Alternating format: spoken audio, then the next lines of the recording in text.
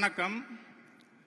வரும் 2026ஆம் ஆண்டு தமிழகத்தில் நடைபெறும் தேர்தலில் தமிழக வெற்றிக் கழகம் ஆட்சியில் அமரும் பட்சத்தில், தளபதி அவர்கள் முதல்வராகும் பட்சத்தில் நான் 3 வேண்டுகோளை மட்டும் முன்வைக்கிறேன்.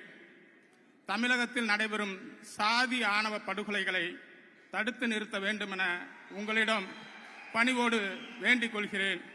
அதேபோல் தமிழகம் ஒரு சாதியற்ற சமூகமாக மாற வேண்டும், மலர வேண்டும் என்பதற்காக சாதி மறுப்பு திருமணம் செய்து கொள்ளும் தம்பதியர்களுக்கு சாதியற்றோர் என்று நீங்கள் ஒரு அடையாளத்தை வழங்க வேண்டும்.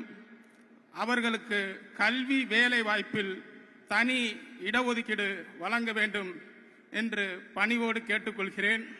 மேலும் தமிழகத்தில் குடிநோயாளிகள் அதிகமாகிக் கொண்டிருக்கிறார்கள். அடுத்த தலைமுறை ஒரு குடிநோயாளிகள் அற்ற சமூகமாக மாறிவிடக்கூடாது.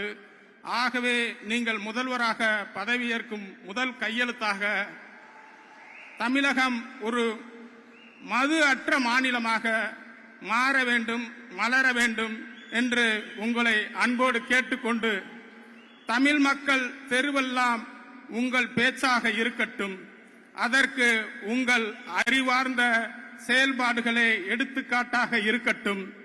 தமிழ் குலம் ஒரு நாள் உன்னை தலைமையில் அமர்த்தும் என அன்போடு வாழ்த்தி வாய்ப்புக்கு நன்றி கூறி விடைபெறுகிறேன். நன்றி, வணக்கம்.